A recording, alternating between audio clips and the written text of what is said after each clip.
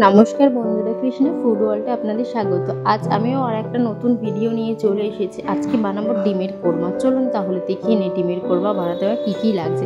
প্রথমেই আমি দেখুন ডিম নিয়েছি, ডিমগুলো আমি সেদ্ধ করব। এদিকে নিয়েছি পেঁয়াজ কুচি, কাজু, কিশমিশ, নুন, হলুদ, জিরের গুঁড়ো, ধনের গুঁড়ো, লঙ্কার গুঁড়ো, আর নিয়েছি কিছুটা নারকেল কুড়িয়ে। দেখুন আমি ডিমগুলো সেদ্ধ বসিয়ে দিয়েছি, আর এদিকে সেদ্ধ করে আমি ডিমটা ছুলেও নিয়েছি।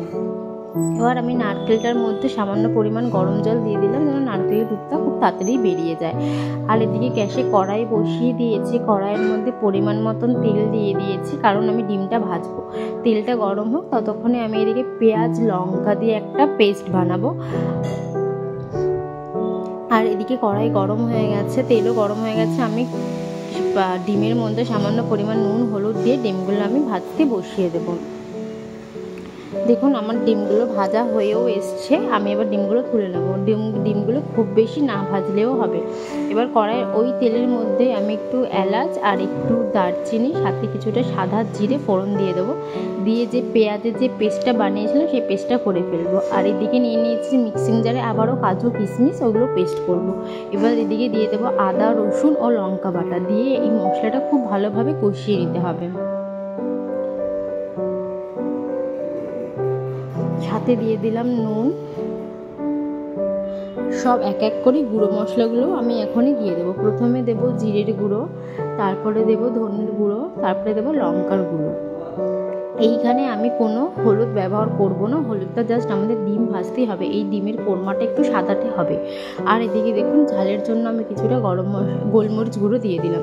আর এদিকে কাজু কিশমিশটা ভিজিয়ে রেখেছিলাম, তার মধ্যে কিছুটা নারকেল দিয়ে দিলাম, দিয়ে এটা আমি পেস্ট করে নেব।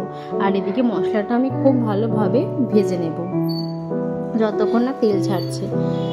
দেখুন অনেকটা তেল ছেড়ে গেছে। এবার যে কাজু কিশমিশের যে পেস্টটা বানিয়েছিলাম সাথে নারকেল দিয়ে, সেই পেস্টটা আমি ঢেলে দেবো আর সামান্য পরিমাণ জল দেবো। দেখুন কালারটা কিন্তু সুন্দর চলে এসেছে।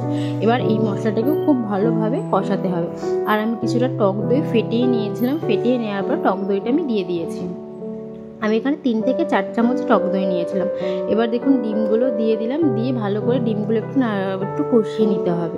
একটু হালকা তেল ছেড়ে গেলে আমরা যেই নারকেলটা গরম জলে ভিজিয়ে রেখেছিলাম সেই নারকেলের দুধটা দিয়ে দিতে হবে। দেখুন খুব ভালোভাবে ফুটে গেছে। এবার যে নারকেলের দুধটা ভিজিয়ে রেখেছিলাম সেই দুধটা আমরা এবার দিয়ে দেবো, দিয়ে খুব ভালো করে ফুটিয়ে নিতে হবে। আর যখন ঝোলটা খুব গাঢ় হয়ে আসবে একটু, তখন নামিয়ে ফেলতে হবে। চলুন তাহলে দেখতে থাকুন। দেখুন এটা আমার অনেকটা হয়েই গেছে। এবার একটু ওপর থেকে গরম মশলা ও কিছুটা পরিমাণ ঘি দিয়ে দেব, দিয়ে ভালো করে নাড়াচাড়া করে মিক্সড করে আমি এবার এটা নামিয়ে ফেলবো। আমার কিন্তু ডিমের কোরমা রেডি। চলুন তাহলে ওপর থেকে একটুখানি পেঁয়াজ ভেজে রেখেছিলাম, মানে বেরেস্তা বানিয়ে রেখেছিলাম, আমি এবার ওটা ওপর থেকে দিয়ে দিলাম। দেখুন কি সুন্দর কালার এসছে আর কি সুন্দর লাগছে। আর আমাদের ভিডিওগুলো যদি আপনাদের ভালো লাগে, like comment share and subscribe করতে ভুলবেন না কিন্তু।